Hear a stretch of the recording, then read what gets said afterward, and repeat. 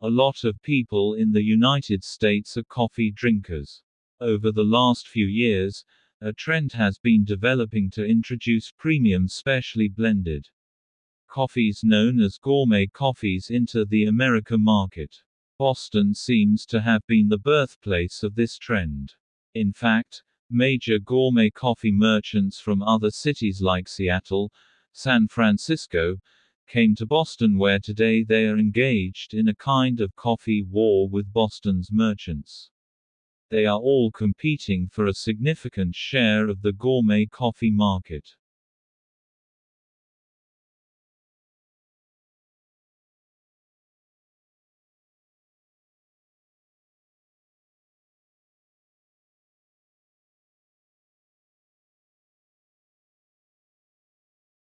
It's rare to find an adult who actively still wonders what their parents think. But that isn't to say that we aren't wondering about our value in more general terms. It's just that we may, without noticing, have taken the question somewhere else, and very often, to particularly harsh modern figures of authority, media and social media.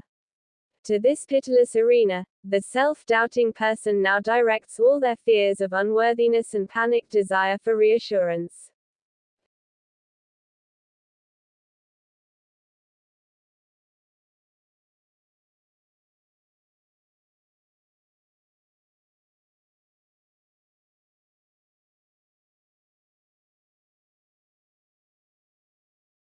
The major currency of our rewards system is dopamine, an important chemical or neurotransmitter. There are many dopamine receptors in the forebrain, but they're not evenly distributed. Certain areas contain dense clusters of receptors, and these dopamine hotspots are a part of our reward system.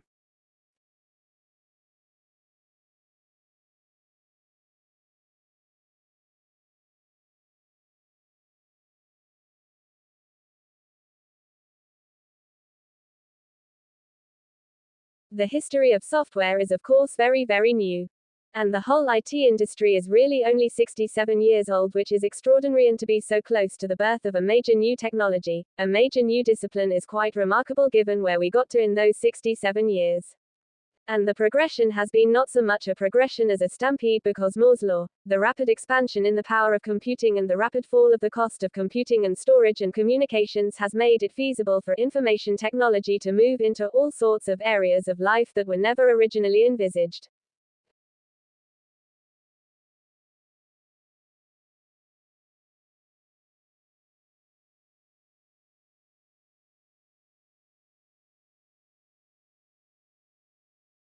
Thanks for this opportunity to speak about Australia's engagement with Asia from the perspective of trade, and in particular to say a few words about what trade is doing in this space.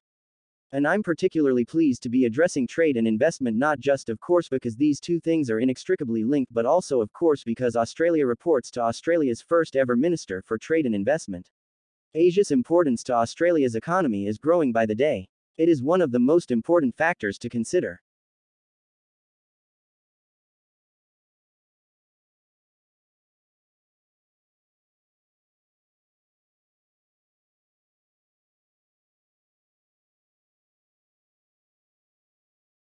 Let's say if I'm asking which source do you often use to get information?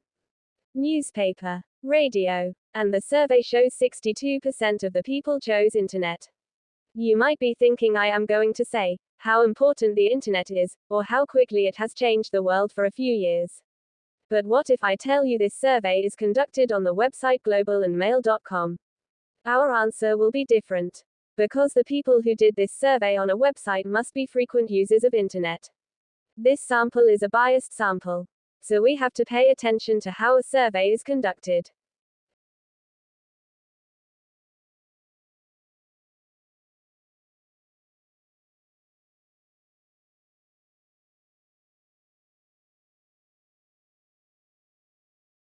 I think with our linguistic training we also get all this invisible training to be authorities, to be the people who know. It is part of that process that you come out as a world authority on your chosen subject. But when we move into working with communities, we have to recognize that the communities have to be the authority in their language. Actually, A woman in the class I'm teaching at Sydney at the moment, a career woman, expressed this very nicely. Although she was talking about something else, she was distinguishing expertise from authority.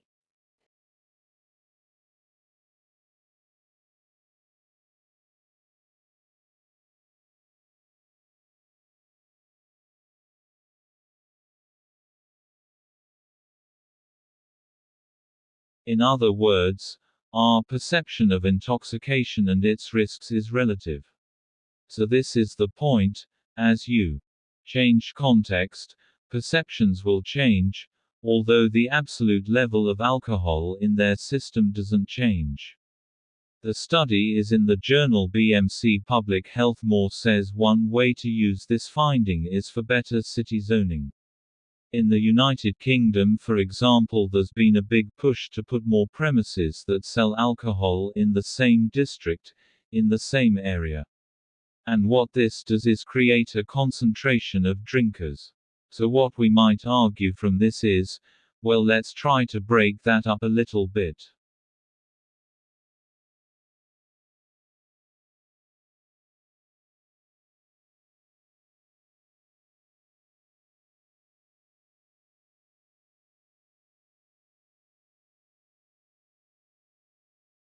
Humans have relied on phenology since the time of hunters and gatherers. We've watched changes in seasons to know when to plant and harvest food and when to track migrating animals. Scientists observe and document seasonal changes in nature and look for patterns in the timing of seasonal events. Timing of these natural signs has remained consistent until recently. Increasing global temperature is causing rhythms of nature to shift. Bud burst, the day when a tree or plant's leaf or flower buds open, is occurring earlier in the year for some species.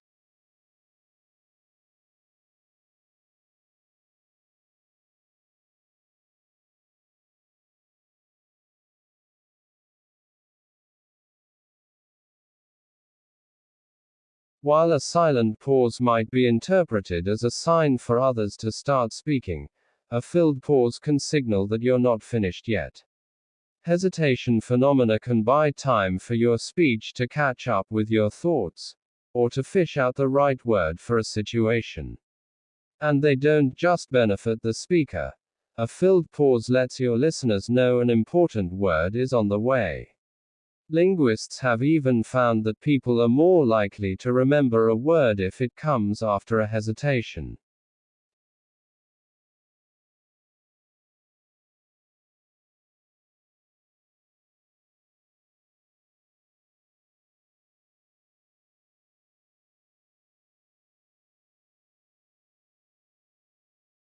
It's because the values are specified at a very thin level at the top. There are these rules and we all have to abide by just these rules. But there are lots of things about football that aren't rules specified. So Brazilian football is different from Italian football, from British football, from German football, from Spanish football. It's culturally specific, but acknowledges that there are these universal general rules to apply to everybody.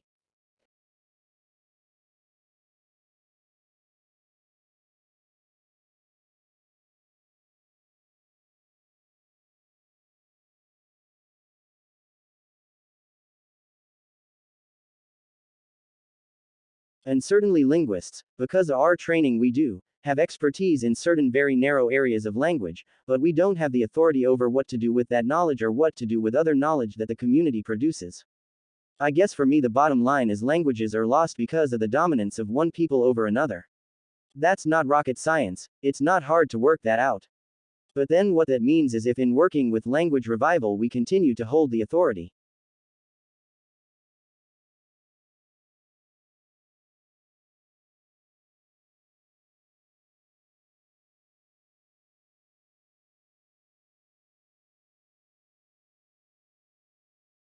So, what I decided to do is to run the numbers. Instead of typing the complete work of Shakespeare, I just run the numbers for how long would it take a monkey typing one key striker a second. To type, to be or not to be, that is the question. Right, on average how long is it gonna take my monkey friend one keystroke a second? I don't know how you think it would be. Maybe you could have a guess. Would it be less or more than 600 million years, which is the period life on Earth isn't supposed to have emerged within? And when I run the numbers, to be or not to be is the question, takes 12.6 trillion years to type.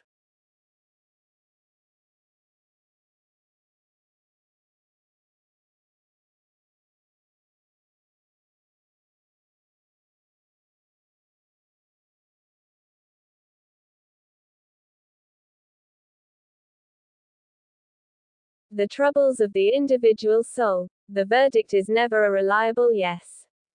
One is never done with cycles of fear and reassurance seeking. Every time their spirits sink, which is often, the self-doubting sufferer picks up their phone and begs to know whether they have permission to go on. If this might be us, we should grow curious about, and jealous of, people who are free. They are so because someone long ago settled the question of what they were worth, and the answer has seemed solid ever since.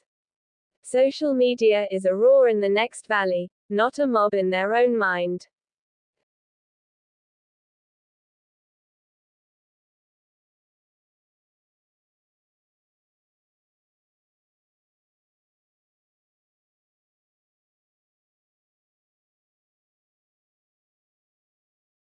Plants, which are kind of like biological chefs, take that sunlight, and then suck in some CO2 from the air, mix them together. They create a stored form of energy, in the form of carbohydrates such as glucose and sucrose. The process is called photosynthesis. When animals like us eat those plants, our stomachs convert that food back into energy for our own growth. Greenhouse gases are a byproduct of this process, and are released through waste. If those plants die, they decompose, and tiny microorganisms break down those carbohydrates.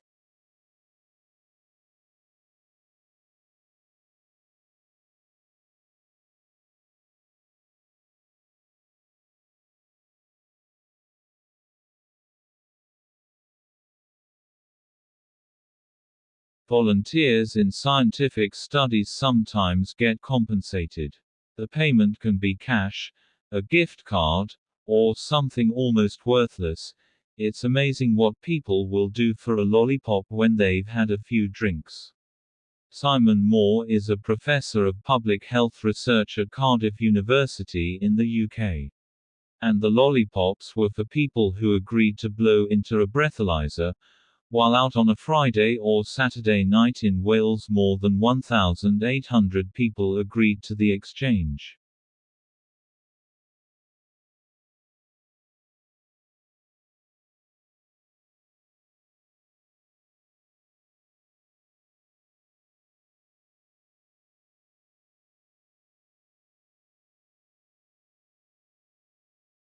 Its leaves and assess the qualities of sunlight streaming outside.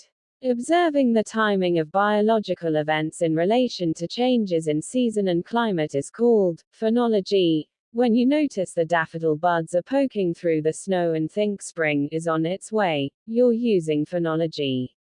When you see leaves turn from green to red, and watch migrating birds fly past, and realize that summer is over, autumn is here, you're using phenology.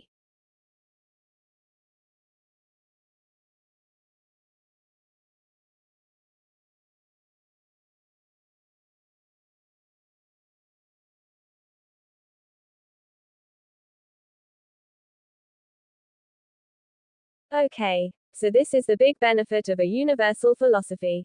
It says it applies to everybody. Well, looks that doesn't, 205 or 206 countries in the world. And you've got something that applies to everybody. That's a bit strange, isn't it? No, says liberal theory. There are same value structures that apply to all of us. You couldn't have the United Nations without it. It couldn't tell you that the Universal Declaration of Human Rights without this idea of values that apply to all of us just because we are humans.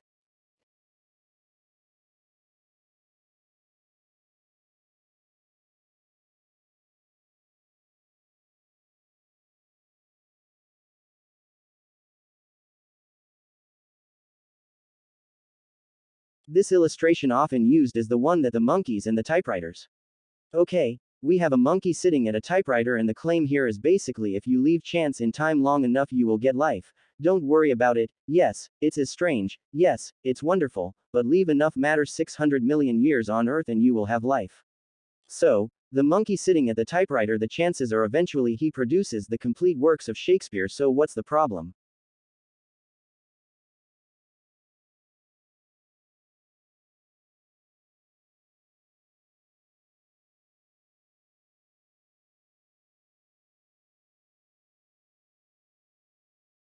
This simulation shows what you might see. If you are orbiting a black hole, the light and position of background stars around the hole are distorted by its gravity and they seem to spin around.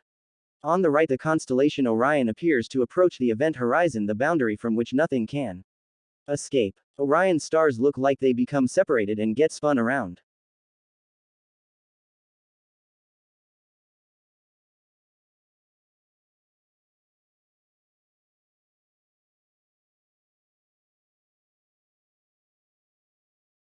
For better or worse, we live in a world profoundly affected by Sigmund Freud. If I had to ask you to name a famous psychologist, the answer of most of you would be Freud. He was the most famous psychologist ever, and he had a profound influence on the 20th and 21st century. Some biographical information. He was born in the 1850s. He spent most of his life in Vienna, Austria, but he died in London, and he escaped to London soon after, retreating there at the beginning of World War II as the Nazis began to occupy where he lived. He was one of the most famous scholars ever, but he was not known for any single discovery.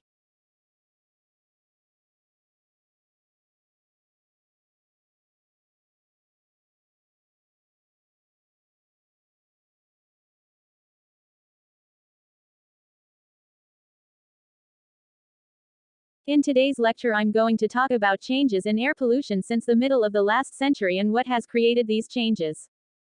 By the 1950s, air pollution was very visible with frequent thick black fogs known as smogs in many large cities around the world. The main source of this pollution was from factories, and it caused severe health problems. For example, a particularly severe smog in London in 1952 caused over 4,000 deaths. Obviously, something had to be done, and in 1956 a Clean Air Act was introduced in Britain.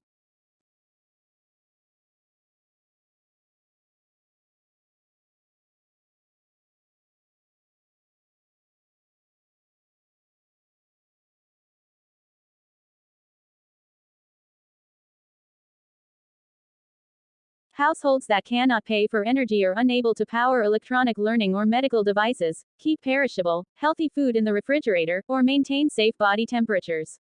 Under conditions of extreme heat or cold, people can suffer from mental and physical health consequences, including the possibility of death. Strategies for coping with uncomfortable temperatures, such as burning trash or sitting in one's car with the heat running, can lead to tragic outcomes as well. Our research underscores the importance of public policy that targets energy insecurity and its underlying causes.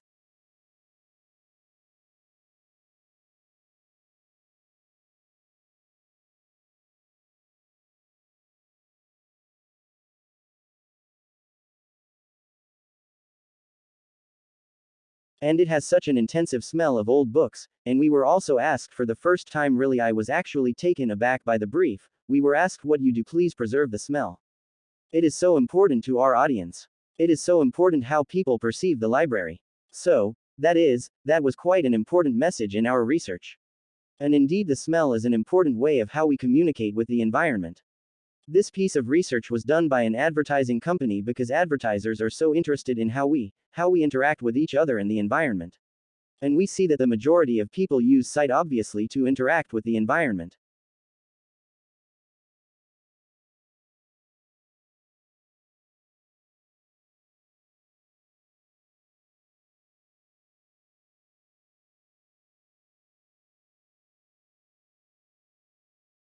This addressed the pollution from factories, and the smog soon disappeared.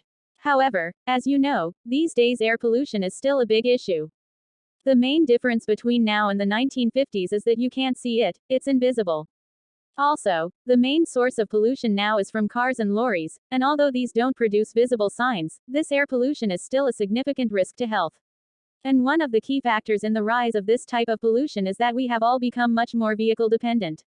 There are far more cars and lorries, trains and planes than in the 1950s, and this is now the main source of air pollution around the world.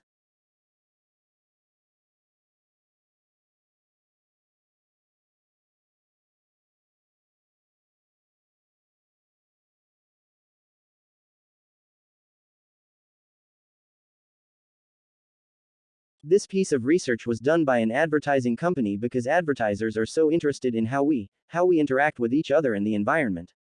And we see that the majority of people use sight obviously to interact with the environment, but on the second place, we see the smell is also very, very important.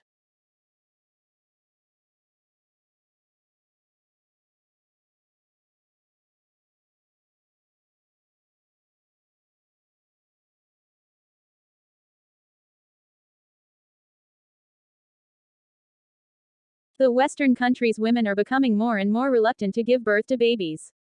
However, the male status in society remains as strong as it ever has in recent years. The birth rates increased during 20th century, but it starts to decrease over these last 2 decades. In the year 2000, as an example, the birth rate remained at around 1%.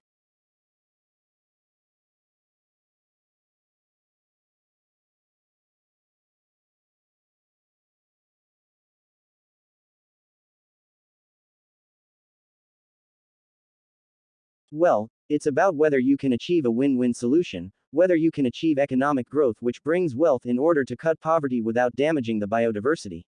And the argument is that if you want to protect biodiversity, you have to focus on that as a goal, but if you do that, you have to run the risk of hurting the poor and you also run the risk of inconveniencing and reducing the economic growth.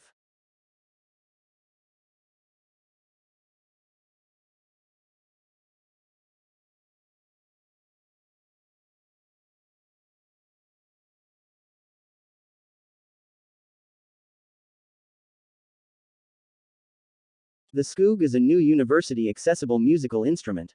It is designed to use by children or adults with special needs or in fact be used by anyone.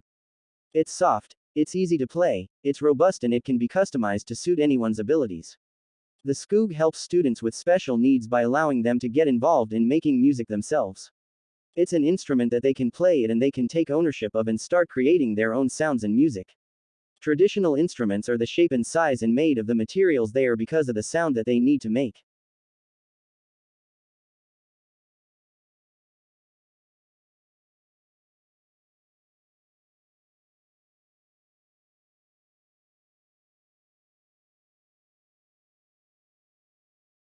Most Americans take energy for granted.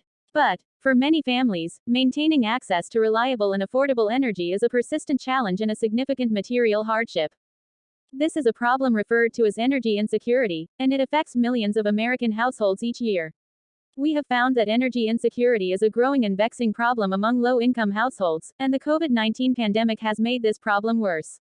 Our analysis finds that there are disparities in rates of energy insecurity across various socio-demographic groups.